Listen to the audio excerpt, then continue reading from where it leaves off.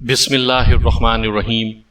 سامعین کرام، آپ سن رہے ہیں اردو کہانی طلسم ہوش ربا کی جلد نمبر 9 اور یہ اس سلسلے کی قسط نمبر 62 ہے۔ مجھے امید ہے آپ کو میری یہ کاوش پسند آ رہی ہوگی۔ آپ نے اگر ابھی تک میرا چینل کہانی گھر سبسکرائب نہیں کیا تو ابھی میرے چینل کہانی گھر کو سبسکرائب کر کے بیل نوٹیفیکیشن آن کر لیجئے تاکہ آنے والی ہر نئی کہانی کی اطلاع بر وقت آپ تک پہنچ سکے۔ قلعہ ہفت رنگ کے شاہی مہمان خانے میں جگہ جگہ چاق و چوبند محافظ پہرے دار رہا کرتے تھے۔ ان سب کی نگاہ بچا کر افراسیاب نے ماہ رخ پر جھپٹا مارا تھا۔ ماہ رخ اپنا بچاؤ تو نہ کر سکی، البتہ جوں ہی افراسیاب اسے لے کر اڑا وہ پوری قوت سے چیخ پڑی، بچاؤ بچاؤ بچاؤ۔ باغ کے اندر اور ارد گرد موجود پہرے داروں نے یہ آواز سنی تو ہر سمت سے اس طرف کو دوڑ پڑے۔ ہر ایک جوش میں چلا رہا تھا، خبردار، پکڑو، جانے نہ پائے۔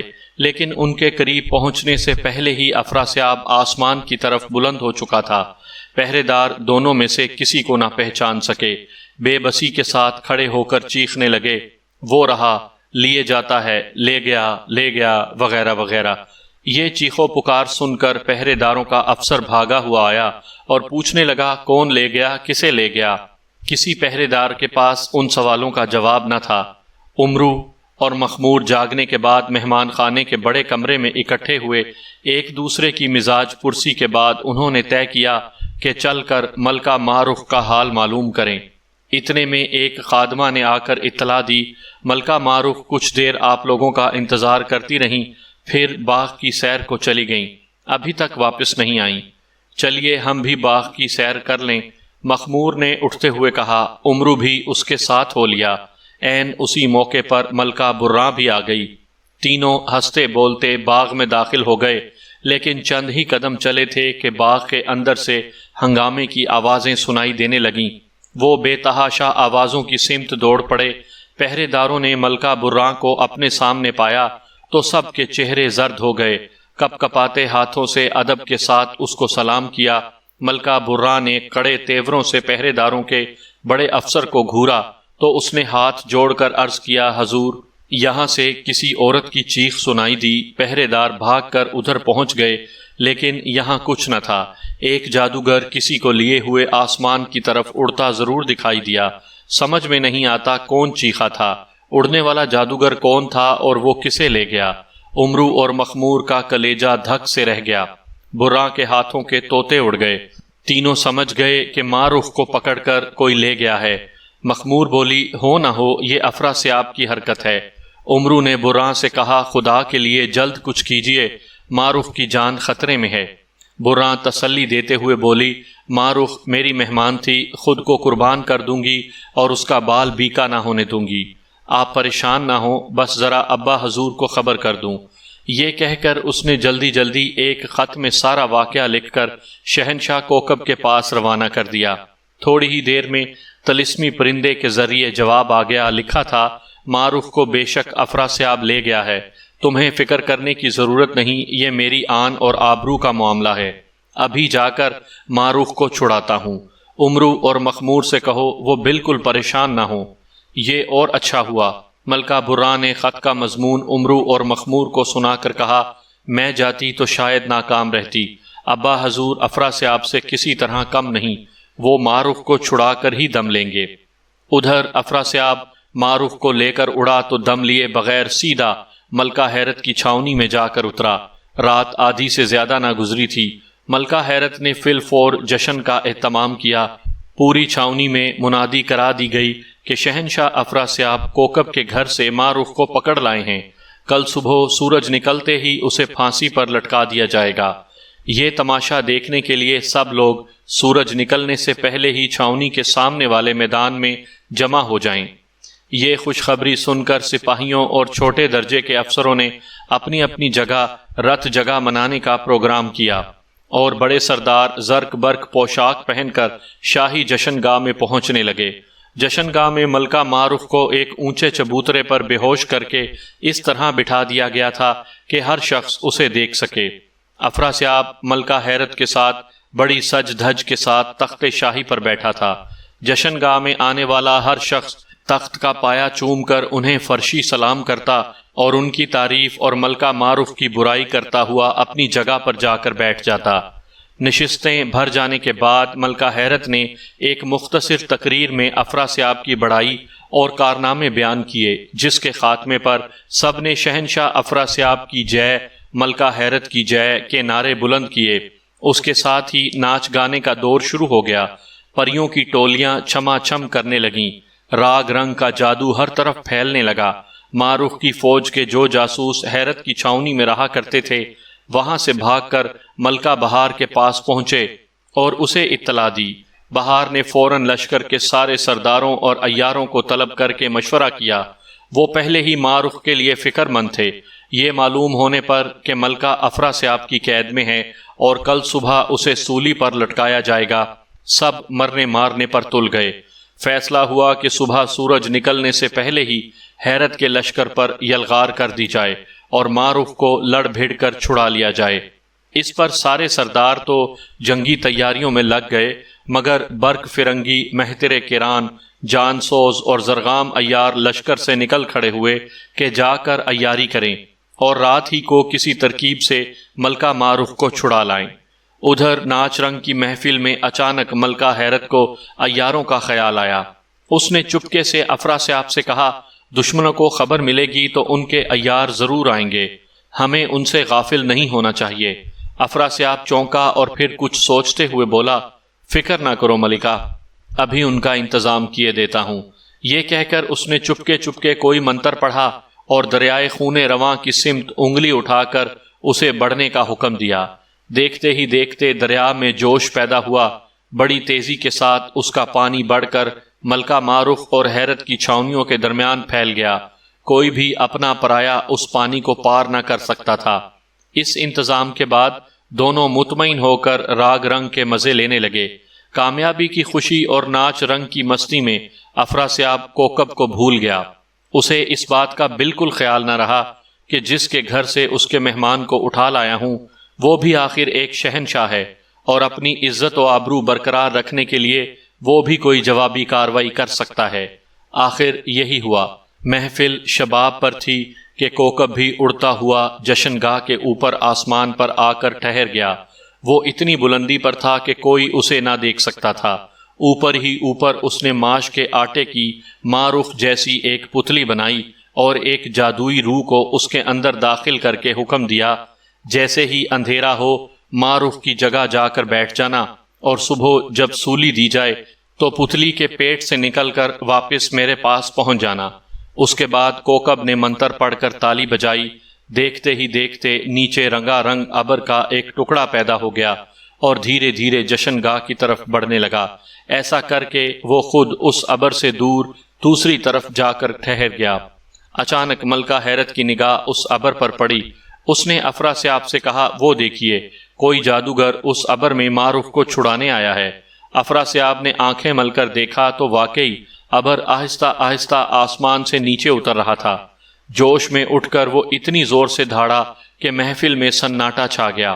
سب حیرت اور خوف کے ساتھ دیکھنے لگے کہ شہنشاہ کو اچانک کس بات پر غصہ آ گیا۔ دوسرے ہی لمحے افراسیاب اڑ کر ابر کی طرف لپکا۔ ابر تیزی سے اوپر اٹھنے لگا۔ جشن گاہ میں موجود ہر شخص ٹکٹکی باندھے آسمان کی طرف دیکھنے لگا۔ اسی لمحے کوکب نے کچھ پڑھ کر جشن گاہ کی طرف پھونکا۔ آنن فانن ساری مشعلیں بجھ گئیں۔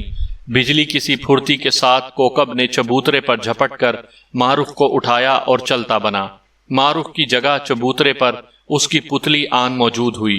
مشعلیں پھر پہلے کی طرح جلنے لگیں۔ اندھیرا ہونے اور روشنی ہونے میں اتنا مختصر وقفہ تھا کہ بہت سے لوگ محسوس ہی نہ کر سکے، اور جن لوگوں نے محسوس کیا وہ اسے اپنی نظر کا دھوکہ سمجھے۔ سب پوری توجہ سے آسمان کی طرف دیکھ رہے تھے۔ افراسیاب کوکب کے پیدا کردہ طلسمی ابر کو فنا کر کے زور زور سے للکار رہا تھا، میں افراسیاب ہوں، طلسم ہوش ربا کا شہنشاہ، جس میں ہمت ہو تو سامنے آئے، میں تنہا مقابلہ کروں گا۔ کافی دیر تک وہ اسی طرح للکارتا رہا، اور جب کوئی دکھائی نہ دیا تو شان کے ساتھ نیچے واپس آ گیا۔ تخت پر بیٹھے ہوئے بلند آواز سے اس نے ملکہ حیرت سے کہا، دیکھا ملکہ، آنے والا میری دہشت ہی سے بھاگ گیا۔ حیرت بولی، حضور سچ فرماتے ہیں، کوئی ایسا کلیجہ کہاں سے لائے جو حضور کا مقابلہ کرے۔ محفل میں موجود لوگوں نے یہ سن کر ایک بار پھر پرجوش جے کارے بلند کیے اور اس کے بعد ناچ گانا شروع ہو گیا۔ صبح ایک طرف معروف کو پھانسی پر لٹکانے کی تیاریاں ہو رہی تھیں، افراسیاب اور ملکہ حیرت کے گرد لاکھوں تماشائی خوشی کے نعرے بلند کر رہے تھے، اور دوسری طرف معروف کی فوج کے سردار اور عیار بے بسی سے اپنے ہاتھ مل رہے تھے۔ دریائے خون رواں ان کے بیچ میں حائل تھا، وہ معروف کی کوئی مدد نہ کر سکتے تھے۔ آخر مقررہ وقت آ گیا، دو جلاد معروف کو پکڑ کر پھانسی کے تختے پر لے آئے۔ وہاں موجود ایک دوسرے جلاد نے پھانسی کا پھندا معروف کے گلے میں ڈال دیا۔ ایک نقیب پکارا، لوگو دیکھو اور عبرت حاصل کرو، جو شہنشاہ افراسیاب سے غداری کرے گا ایک نہ ایک دن اس حال کو ضرور پہنچے گا۔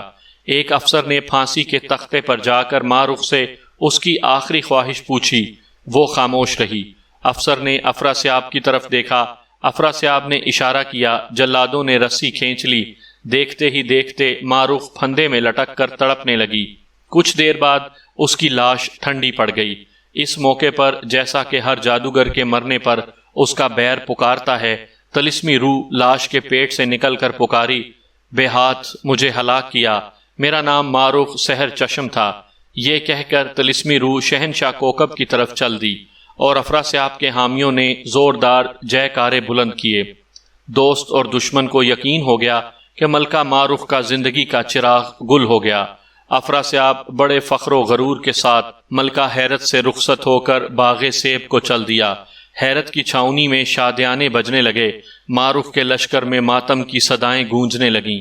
ادھر شہنشاہ کوکب جیسے ہی اپنے ملک کی سرحد میں داخل ہوا، آسمان سے زمین پر آ گیا۔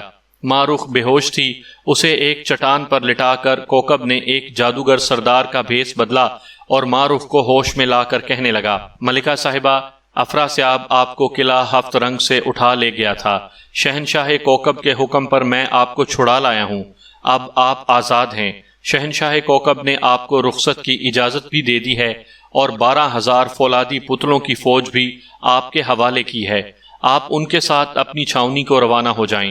خواجہ عمرو بھی ایک بڑی فوج کے ساتھ جلد آپ سے آن ملیں گے، بلکہ ضرورت پڑی تو ملکہ برراں اور شہنشاہ کوکب آ کر آپ کی مدد کریں گے۔ معروف نے شہنشاہ کوکب کا بہت بہت شکریہ ادا کیا، مگر ادھر ادھر دیکھتے ہوئے حیرت کے ساتھ کہنے لگی، وہ 12,000 فولادی پتلے کہاں ہیں؟ جادوگر سردار نے کچھ پڑھ کر قریبی ٹیلے کی طرف پھونکا۔ ایک بگولا ٹیلے کے سر پر بلند ہو کر ناچنے لگا۔ چند ہی لمحوں بعد بگولا غائب ہو گیا۔ ٹیلے کی چوٹی پر سے بالشت بالشت بھر کے فولادی پتلے چیونٹیوں کی طرح نکل پڑے، لیکن جو بھی ٹیلے سے نیچے آتا لمبا تڑنگا جوان بن جاتا۔ ان کے چوہے جتنے دکھائی دینے والے فولادی گھوڑے بھی اونچے قد کے گھوڑوں جتنے بڑے ہو جاتے۔ تھوڑی ہی دیر میں 12,000 فولادی پتلوں کا لشکر معروف کے سامنے تھا۔ جادوگر سردار نے پھر کوئی منتر پڑھ کر ایک جانب ہاتھ بلند کیا، فوراً ہی ایک عقاب اس طرف سے اڑتا ہوا آیا اور معروف کے پاس آ کر بیٹھ گیا۔ اس کی پیٹھ پر نرم ریشمی گدوں والا ایک جڑاؤ تخت بندھا ہوا تھا۔ جادوگر سردار نے معروف سے کہا، اس پر سوار ہو جائیے، یہ آپ کو آپ کی چھاؤنی میں پہنچا دے گا۔ معروف سردار کا شکریہ ادا کر کے عقاب پر سوار ہو گئی، اور عقاب اڑ کر چل دیا۔ فولادی پتلوں کی فوج بھی اپنے گھوڑوں سمیت اڑتی ہوئی اس کے پیچھے ہو لی۔ شہنشاہ کوکب نے واپس پہنچ کر معروف کا سارا حال ملکہ برراں کو لکھ بھیجا۔ عمرو اور مخمور نے معروف کی رہائی پر خدا کا شکر ادا کیا اور بے فکری کے ساتھ وقت گزارنے لگے۔ ادھر ملکہ معروف 12,000 فولادی پتلوں کے ساتھ اپنی چھاؤنی کی طرف اڑی چلی جا رہی تھی کہ راستے میں ملکہ حیرت کی چھاؤنی دیکھ کر اس کی آنکھوں میں خون اتر آیا۔ حیرت کی چھاؤنی میں شادیانے بج رہے تھے، معروف کی موت پر خوشیاں منائی جا رہی تھیں۔ اس نے نیچے اتر کر حیرت کی چھاؤنی پر ہلہ بول دیا۔ 12,000 فولادی پتلوں نے اس کا اشارہ پاتے ہی حیرت کی فوج میں قیامت مچا دی۔ ملکہ معروف عقاب پر سوار ہر طرف جھپٹ جھپٹ کر چھاؤنی کے خیموں اور ڈیروں پر اندھا دھند آگ کے گولے برسا رہی تھی۔ دشمن کا جو بھی سپاہی اور سردار معروف کو دیکھتا بھوت بھوت چلاتا خوف سے بھاگ کھڑا ہوتا۔ ان کی نگاہوں کے سامنے کچھ دیر پہلے معروف کو پھانسی دی گئی تھی۔ بیر کی آواز اس کی موت کی تصدیق کر چکی تھی۔ بیچارے معروف کو بھوت نہ سمجھتے تو اور کیا سمجھتے۔ ملکہ حیرت خیمے میں آرام کر رہی تھی، اس اچانک ہڑبونگ پر گھبرا کر باہر نکلی تو ہر طرف میدان کارزار گرم دیکھا۔ 12,000 فولادی پتلے اس کی فوج کو کھیرے ککڑی کی طرح کاٹ رہے تھے۔ خیموں اور شامیانوں میں ہر طرف آگ لگ رہی تھی۔ اس کے سپاہی بھیڑ بکریوں کی طرح ادھر ادھر بھاگ رہے تھے۔ میدان میں ملکہ معروف کے فاتحانہ نعرے گونج رہے تھے۔ حیرت چکرا گئی کہ ایک معروف تھوڑی دیر پہلے پھانسی پا چکی ہے، یہ دوسری معروف کہاں سے آ گئی؟ وہ گھبرا کر باہر نکلی تو معروف کو عقاب پر بیٹھے گولوں کی برسات کرتے دیکھا۔ وہ بے تحاشا بھاگتی ہوئی پھانسی کے تختے پر پہنچی۔ وہاں معروف کی لاش لٹکی ہوئی تھی۔ اپنے بدن پر چٹکی لے کر دیکھنے لگی کہ کہیں میں خواب تو نہیں دیکھ رہی۔ آخر اس نے پھانسی کے تختے پر چڑھ کر معروف کی لاش کو چھو کر دیکھا۔ اس کی ساری الجھن دور ہو گئی۔ ماش کے آٹے کی پتلی پھانسی پر لٹکی ہوئی تھی۔ سمجھ گئی کہ اصلی معروف وہی ہے جو عقاب پر سوار اس کے لشکر کو تباہ کر رہی ہے۔ جوش میں آ کر اس نے بھی معروف اور فولادی پتلوں پر جادو کے وار کرنے شروع کر دیے۔ ساتھ ہی اپنے سپاہیوں کو بھی للکار للکار کر مقابلے کے لیے ابھارنے لگی۔ فولادی پتلوں پر اس کا کوئی وار کارگر نہ ہوتا تھا اور معروف فوراً اس کے حملے کا توڑ کر کے اس پر جوابی وار کر دیتی تھی۔ خاصی دیر تک حیرت معروف اور اس کے پتلوں کا مقابلہ کرتی رہی، مگر جب اس نے دیکھا کہ اس کے سارے سردار اور فوجی بھاگ چکے ہیں تو لاچار وہ بھی بھاگ کھڑی ہوئی۔ معروف نے جی بھر کر اس کی چھاؤنی کو تباہ و برباد کر کے اپنی چھاؤنی کا رخ کیا۔ اس کے دوست اس کی موت کے غم میں ماتم کر رہے تھے کہ وہ ماں فولادی پتلوں کی فوج کے ان کے پاس جا پہنچی۔ سوکھی کھیتی ہری ہو گئی، بہتے آنسو تھم گئے، ٹوٹے ہوئے دل جڑ گئے۔ معروف کو زندہ سلامت پا کر سب نے خدا کا شکر ادا کیا۔